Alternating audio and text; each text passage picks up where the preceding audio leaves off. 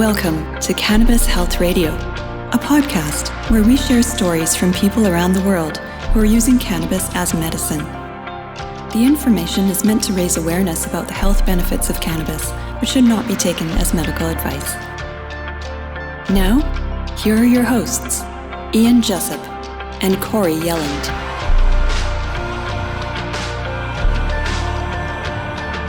Welcome to episode 261 of Cannabis Health Radio. I'm Ian Jessup. And I'm Corey Yelland. In the short time we've been doing these interviews, it never ceases to amaze me of the health challenges people have to endure in their lives. And to me, what is equally amazing is how many people overcome many of these challenges with cannabis, or at the very least, cannabis helps them deal with their health issue. Today, we'll hear the story of a woman diagnosed with Hodgkin's lymphoma at the age of 21. You may recall that Hodgkin's lymphoma is a type of lymphoma in which cancer originates from a specific type of white blood cells. It was named after the English physician Thomas Hodgkin, who first described the condition, believe this, in 1832. And joining us from Israel to tell her story is Hagit Yagoda. Hagit, thanks for doing this. We very much appreciate it. Hi, thank you so much for having me with you. I'm really appreciating, all excited about it. Hagit, to tell the story. Hagit, what was your health like as a teenager? Well, I grew up as a kind of sick a person, but in the other end, I'm tall and beautiful, so I didn't understand why I'm supposed to live like that. I used to dance a lot, and I was a dancer in my teenage, but I was very, very sick all the time, and they didn't understand what it is, and all the time I've been in and out in hospitals and stuff like that, but they didn't diagnose me till the age of 21. In Israel. We're going to the army in 18. So I was in the army 1.5 years, and then they saw I was too sick, and they released me from the army to do some tests to understand why I'm so much of a sickness. And then they find out that I have this kind of cancer, which is a tricky cancer. It's attacking on all the cells, and I was like all over my body, and they didn't know exactly what to do with me with this information. My father. Sorry? No, I was just going to say, you're 21 years old. You're in the prime of life, and when you were told you had Hodgkin's lymphoma, how did you react to this emotionally? It was two ways of reaction. Actually, my father died at the time, and I'll pass out on his grave, and they took me to the hospital, and then they found out that I'm nearly going to be dead in this stage that I'm on. So it took them almost 3 weeks in order to tell me and my mother what's happened with me. So in the beginning, I would look to them and I start to cry, and I asked them to light up a cigarette, and they said, "Okay, you have a cancer already. You do whatever you like." And then they saw that I'm making fun out of it, and they said, "I don't know, maybe you don't understand what's going on, or maybe you are protecting yourself from this news, but you'd look the one that you were going to fight this away." So I did.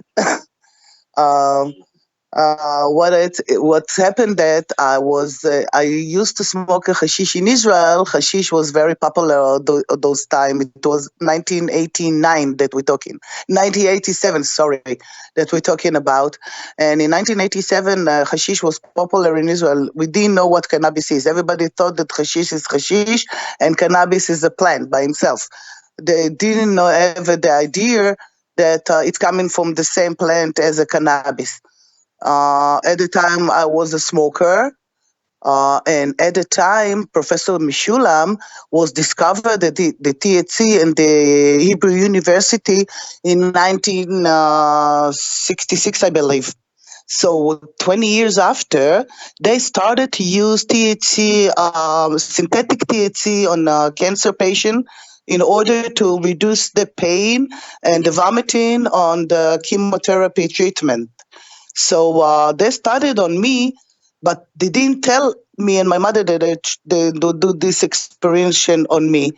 And I developed a very, very bad allergy on my hand when they put on the vein when they put the chemotherapy with this THC synthetic. So they were like trying to figure out what's happened here because they didn't understand that chemo doesn't have any allergy. So at the time, my doctor she was a very outstanding oncologist, and she said, "Okay, we treat her with the THC synthetic." So I told them, "What? I'm a smoker. I don't need this." So I was the first one in Israel. They allowed me to come to the hospital with my water bong and my pipe, and I was smoking and having a chemotherapy. After very, very bad experience that they put me chemotherapy and radiation in the same treatment. We were like about 25 kids. They were trying this, and most of them died. We left about 6 people. The people had the cannabis along with the treatment. Those were the ones that were left. Yes. Okay. So the people that were having cannabis along with their treatment, were they having the synthetic cannabis or were they having the actual cannabis? Actually, the actual cannabis, I think I'm the only one who used that. We were 10 people around hospitals around Israel. We didn't know at the time about each other. And Okay. I think all of those 10, 5 of us was the smokers, and the rest were the synthetic things. So obviously, in your experience, for yourself personally, synthetic was not the way to go and was causing all sorts of issues. Yes, and thank God for that. They allow me to use the hashish, and I understand the power of instruction of the plant. I understand how much the plant hashish is kind of in structure. So I start to learn, and I understand what is this plant and what is I'm using, and how come I'm different than the rest. So. Little by little, I went all over the books, and then it wasn't that much of the internet and stuff. And I started to learn and study, and I learned to learn and study because I have the certificate from the hospital to do that. Which there was like only 10 people around Israel who could do that. The rest of them went to jail if they're using hashish or cannabis. So hashish was illegal in 1987 in Israel. Exactly. It's still illegal in Israel. It's legal only for a medical purpose in Israel. The first government around the world is Israel. They allow people to use cannabis with a license, with a medical license for that. And they started this medical thing about 2 years. It's a year. It's about a year ago. We start to get cannabis in the pharmacy and everything. But before they make an experience on us to see, we got the cannabis from the farms himself, and now we're getting it in the pharmacy. So Hagit, when you had chemotherapy back in 87, did that get rid of the cancer? Yes. Okay, but it's my and radiation. Pardon me? It was chemotherapy and radiation. And radiation. Okay, but then the cancer... And also I got bone transplant myself. How you say it in English? Bone marrow transplant? Yes. Okay. Yes. Okay. So, however, that cancer did return, correct? Yes, it returned about 5 years after, when I was about 26, 20, almost 27, before I got married and I met my husband. He got back, and again, I got treatment by chemotherapy. And then I was using cannabis by a license again. It wasn't a license yet. It was a certificate from the hospital that the police want to arrest me because I'm using hashish for my cancer, and I'm having this certificate with me, and they start to say that it's not allowed in Israel to use hashish, and they start to hunt me. The police start to hunt me, and the rest of the people who are using hashish for the medicine, and I really got in hell, like I'm a very criminal, and I was fighting very much against all those rules. And till 2010, in 2010 in Israel, they started to talk about medicine as cannabis as a medicine, but they didn't give me. They said only people who get in chemotherapy will have a license in Israel.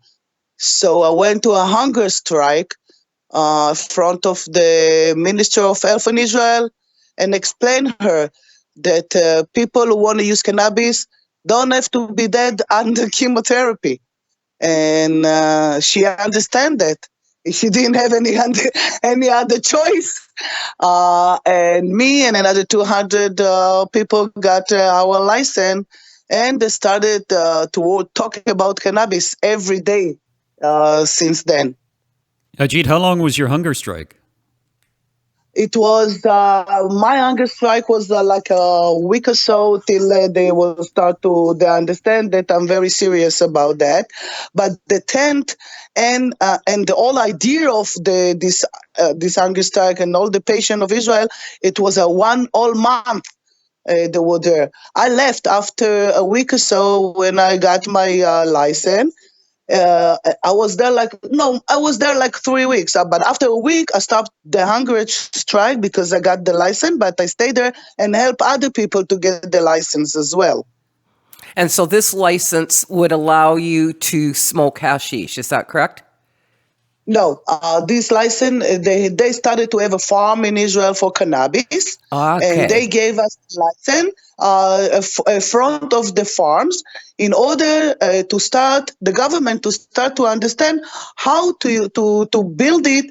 They opened the Yakar. Yakar is the Israeli agency for cannabis. And they start to build this agency in the day that I started the hunger strike. It was like in the same day it happened, and they start to establish the whole idea how to give the cannabis only for patient with the license, and how the doctor will decided the amount of the cannabis of each patient will get. So little by little, they established the rules. In the meantime, the doctors gave us the amount of the cannabis. Oncologists usually get 100 gram a month around that. Pain patient get around 60 gram around. And there was like average of the idea to see how people manage with those amount of cannabis. And it was experience about 4 years till they started actually with the reform, they call it, with all the license that we have it right here, right now. Now, when you talk about cannabis, are you talking about smoking cannabis or cannabis oil? Okay, they allow us to smoke the cannabis. People who smoke, they give us the license are divided for flowers to smoke or to how you say inhalate and vaporize it. Right. And they have in the license they give you also the opportunity to do the oil. The company make the oil mixed with olive oil. But at home, we know how to do the Rick Simpson oil, whatever the street work can say, or how to instruct the cannabis. We know how to do it because we used to had it from the companies. but they stop it. We don't have it anymore. So were you, when you went through that last bout of cancer, were you using cannabis oil? Or I'm just using the cannabis by smoking because I love to smoke, and I'm smoking without any tobacco. I do vaporizing, and I do the instruct of oil. Now, when you take the oil, how much do you take? I'm treating myself with the oil daytime and nighttime. Daytime, I'm doing more on the CBD and less on the THC. I do have THC all the time because I like the THC because I understand the power of the medicine of the THC. Mm-hmm.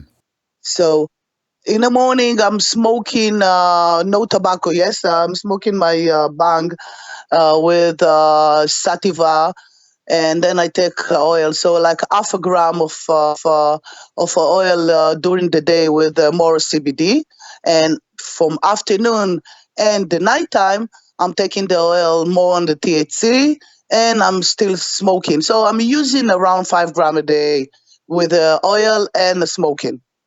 Are you getting high? Not anymore because I know my body is getting it got used already for this treatment. I'm using cannabis 35 years on a row with never stopped. I never stopped. I didn't care. Even when they tried to arrest me and everything, I told them I don't mind anything. I won't stop using cannabis.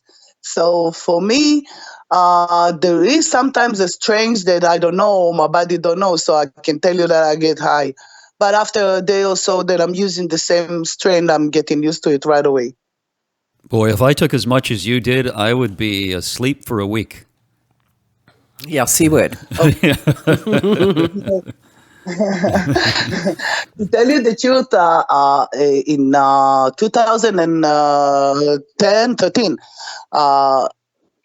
in 2013, when I discovered the understanding of the power of the instruct of the oil, I went to the Ministry of Health and I explained her and I showed her that if we use a lot of cannabis, doesn't cost us any problem, or it doesn't make you dead or anything else. And I was treating my cancer only with the oil. So the third time was the example to show the power of the cannabis of treatment. I had like about 5, 6 lamps around my body, and they all got smaller fast with the oil. I understand how to treat myself. It was about my husband is around. Can you help me, my husband, to remind me how we did it about the treatment with the oil? Okay, so I sleep a lot. I use a lot of THC all the time, and it took me about 6 months, little by little, to check out all the big lamps that I had. Oh, so you got rid of all the lumps within 6 months using the oil. Yes, some of them are still in my body, but they are not affect me. They are not I have a chronic cancer. So if I'm stop using cannabis, right away it start to spread all over the body. Because I'm using cannabis and I know how to use it every day, the amount that I need, I believe this is a way that I'm keeping it away. And it's not it only my believing. I show it, the doctors see it, and everybody see all the every 6 months I'm having a checkup in the hospital, and I have in the lung, in my left lung, non-Hodgkin lamp, and it's still there, but it's not doing anything. Hagit, what are your doctors saying? They said, "Thank God that you're still alive." Actually, some of them are really amazed the way I'm treating myself and the way, and even sometimes the Minister of Health invited me to talk to the doctors that are going to prescribe license to the patient. So I'm talking to those doctors and explain them how cannabis help me and how important it is for them to continue to give cannabis as a medicine, because cannabis is not the first line of treatment. It's coming on the last line of treatment. So the patient here in Israel have to show that he took all kind of treatment that the Minister of Health offer on his disease in order to get a cannabis. So for us, it's like the last row to get cannabis as a treatment. Means you have to prove that all the rest of the medicine didn't affect you. And I did proving that I took so many pills and I weigh about 45 kilo. I was very, very thin about 7 years ago. And they was saying that I get like few months to live, and they keep gave me Oxycontin and they keep gave me all those opiates, and I kept losing weight, losing the willing of living. I was very weak, and I didn't have, and I understand the difference and the power of having health on the side of laughing, and on the side of having a quality of life and food and stuff like that. So I had this decision on the point when the doctor told me that in this way I'm gonna have like about 4 or 5 months to live.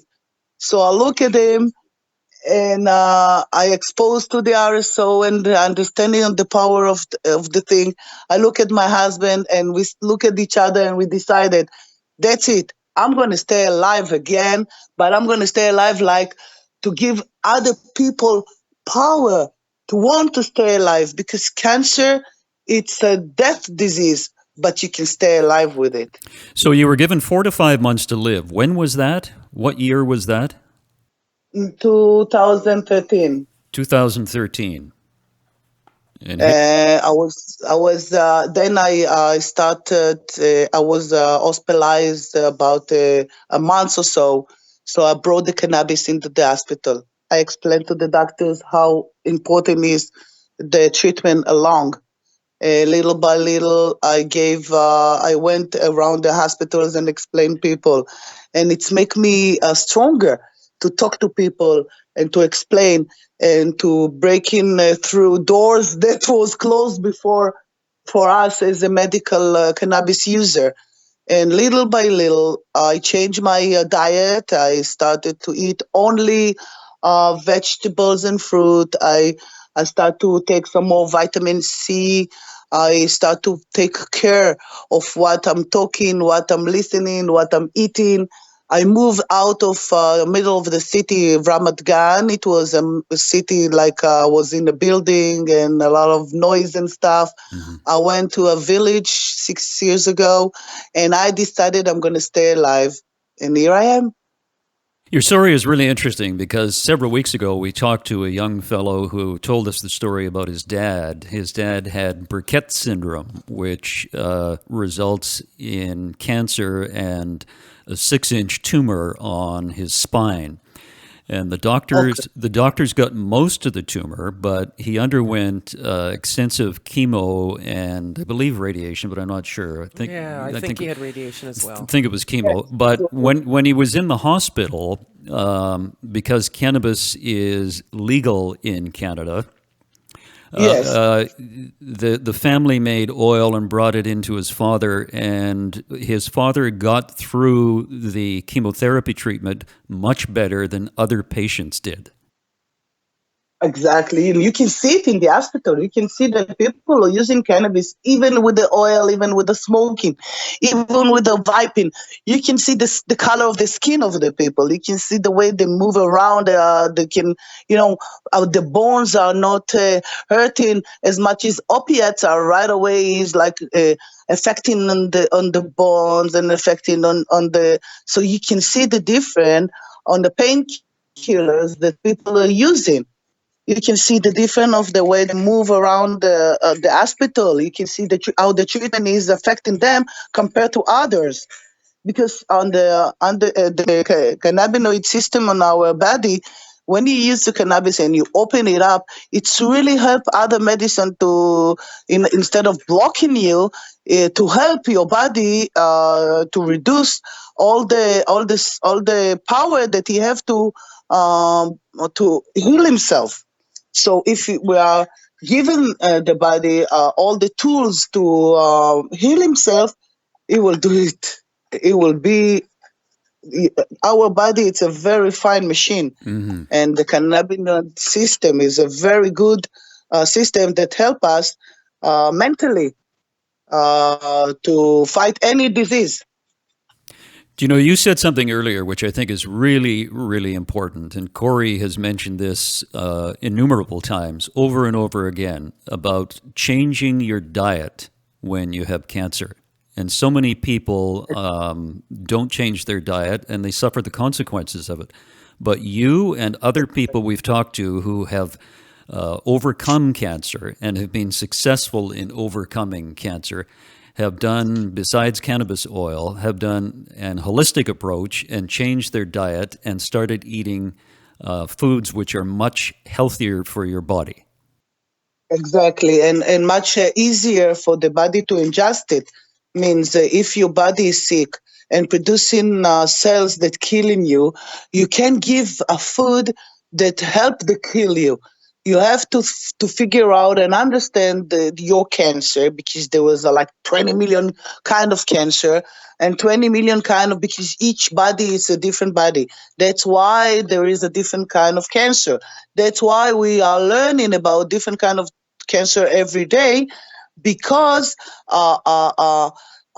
because each human being is a different, and he is developed his own cells to attacking cells. So the doctors are amazed and learn about, and each of us are eating different kind of food that our body develop the protecting from this kind of food, or from kind of any how you say poison that they put on our food, or kind of thing. So each body is acting differently. So we learn that this machine as body know how to protect ourselves. So if we eat less, and if we put the energy of health the situation, the body have the power to do it. Hagit, if you had had access to cannabis oil the first time you went through the cancer you had, would you have chosen to do radiation as well, knowing what you know now? No, never, ever. First of all, because it was underage, my mother was decided for me. But if it was my decision, I would never do anything to kill my body in order to get healthy. Because chemotherapy, I don't believe that this is it's a cure for cancer, and I don't believe that radiation is a cure for cancer. No, I they don't believe create cancer is what they do. exactly. That's what my second word was.